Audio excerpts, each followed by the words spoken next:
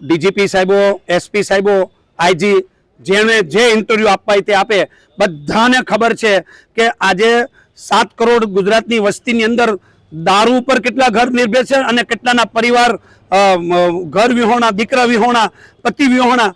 આ જે થાય છે બહુ દુર્ભાગ્યપૂર્ણ ઘટના કહેવાય.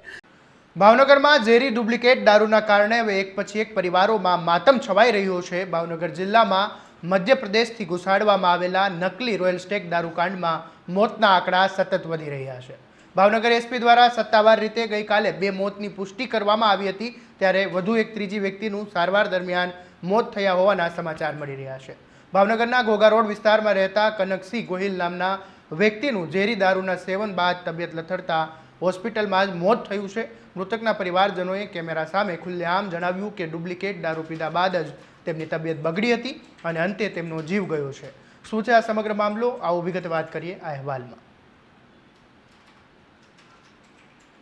નમસ્કાર, હું છું આસિફ કાદરી અને સ્વમાન સાથે તમારું સ્વાગત છે. ભાવનગર શહેરના ઘોઘા રોડ વિસ્તારમાં રહેતા કનકસિંહ ગોહિલ નામના વ્યક્તિએ પણ આ ઝેરી ડુપ્લિકેટ દારૂનું સેવન કર્યું હતું. દારૂ પીધા બાદ તેમની તબિયત એકાએક લથડી હતી અને ગંભીર હાલતમાં તેમને સારવાર અર્થે હોસ્પિટલમાં ખસેડવામાં આવ્યા હતા, જ્યાં સારવાર દરમિયાન તેમણે દમ તોડી દીધો હતો. કનકસિંહના મોત બાદ પરિવારજનોમાં ભારે આક્રંદ સાથે સ્થાનિક તંત્ર સામે ઉગ્ર રોષ ફાટી નીકળ્યો છે.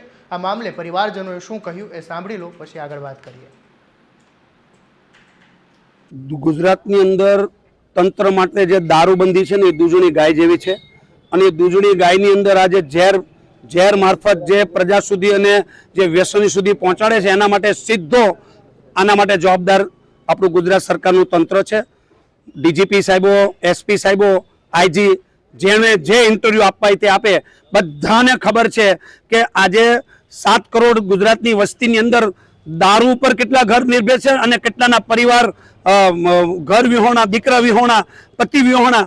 આ જે થાય છે બહુ દુર્ભાગ્યપૂર્ણ ઘટના કહેવાય કે એના માટે અમારે આ મીડિયા સમક્ષ બોલવું પડે છે.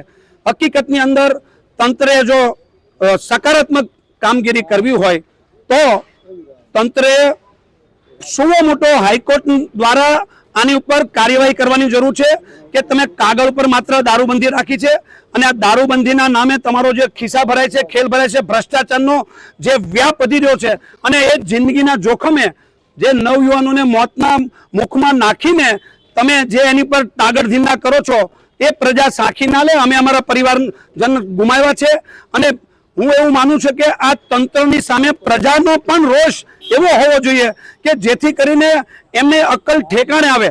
માત્ર ને માત્ર કોઈ દારૂનું વ્યસન છે એટલા પૂરતું એનું મૃત્યુ નથી થયું. ઓલરેડી લઠ્ઠાકાંડ અને લઠ્ઠોકાંડ આપણે વર્ષોથી સાંભળતા આવ્યા છીએ કે છતાં પણ તંત્ર આમાંથી એની આંખ ઉઘડી નથી.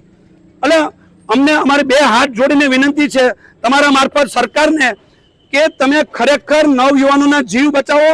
નવયુવાનોને ખરેખર તમારે સારા રસ્તે કરવું હોય તો આવા લઠ્ઠાકાંડ ન સર્જાય અને ખરેખર આ કહેવાતી કાગળ ઉપર જે દારૂબંધી છે એની કરતાં કાં તો છૂટ આપી દો અને કાં તો એનું પાલન કરો. ખાસ કરીને પ્રભારી મંત્રીએ પણ રિપોર્ટ મંગાવ્યો છે. શું કહે સાહેબ, પ્રભારી મંત્રી આવે કે કોઈ પણ આવે, આખું કેબિનેટ, આખું ગુજરાત સરકારના મંત્રીઓ, અધિકારીઓ બધાને ખબર છે કે એમને ભાવનગર, રાજકોટ ગમે ત્યાં વીઆઈપી માની લો કે એમને સર્કિટ હાઉસ ઉતરવું હોય તો ક્યાંથી દારૂની વ્યવસ્થા થાય બધું આપણે જાણીએ છીએ, છતાં પણ આપણે એની વિરુદ્ધમાં બોલી શકતા નથી. એ આપણી અધોગતિ કહેવાય, એ આપણા માટે દુર્ભાગ્ય કહેવાય. મારા મામાના દીકરા કનકસિંહ ગોહિલ છે અને તેઓ અહીંયા ઘોઘા રોડે રહેતા હતા. અહીંયા પીએમ બસ સેવામાં નોકરી કરતા હતા અને કાલે રાત્રે ડુપ્લિકેટ દારૂના સેવનથી વહેલી સવારે 4 વાગે એમને શ્વાસ લેવામાં તકલીફ પડી. સરટી હોસ્પિટલમાં એમને દાખલ કર્યા પણ ડૉક્ટરે એમનો મૃત ઘોષિત કરેલા છે. ભાવનગર છેલ્લા 2 વર્ષથી રહેતા.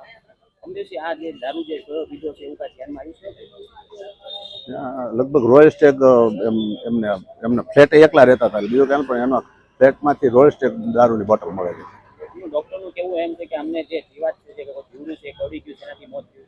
ના, એ ખોટી વાત છે. એમાં એને રાત્રે એમના પાડોશીને જગાડ્યા કે ભાઈ મને કંઈક કરડી ગયું એવું લાગે છે, મને શ્વાસ લેવામાં તકલીફ પડે છે. એટલે પછી એમને 108માં બોલાવી અહીંયા લાવ્યા. એ દરમિયાન તો કનકસિંહ પોતે અનકોન્શિયસ થઈ ગયેલા હતા, એટલે એમના પાડોશીએ એવું ઉઠાવેલું પણ હકીકત જાણવા મળેલ છે કે ભાઈ.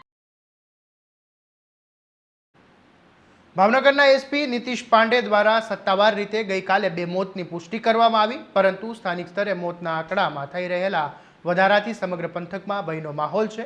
હજુ પણ અનેક લોકો શહેરની સિવિલ અને ખાનગી હોસ્પિટલોમાં જીવન મરણ વચ્ચે ઝોલા ખાઈ રહ્યા છે. ઝેરી મિથેનોલની અસરના કારણે દર્દીઓની આંખની રોશની જવી, શ્વાસ રૂંધાવો અને કિડની ફેલ થવા જેવા જીવલેણ લક્ષણો સામે આવી રહ્યા છે. જ્યારે ઘોઘા રોડના કનકસિંહ ગોહિલ સહિત વધુ એક મોત થતાં આ ઝેરી સિન્ડિકેટનો ભોગ બન્યા છે. ત્યારે કાગળ પરની દારૂબંધી અને પોલીસની કાર્યવાહી સામે પણ સવાલો ઊભા થવા એ વ્યાજબી છે. હવે જોવાનું એ રહેશે કે તપાસમાં ઉતરેલી આ પોલીસ અને એસએમસીની ટીમો દ્વારા આવા જીવલેણ કેમિકલયુક્ત દારૂના મૂળ સુધી ક્યારે પહોંચે છે અને આમાં આગળ શું કાર્યવાહી થાય છે. આ મામલે તમારું શું કહેવું છે અમને કોમેન્ટ બોક્સમાં જરૂરથી જણાવજો. તમારા સ્વમાનની વાત કરતા સ્વમાનથી સબસ્ક્રાઇબ કરી દેજો અને આ વિડીયોને શેર કરવાનું ભૂલતા નહીં. નમસ્કાર.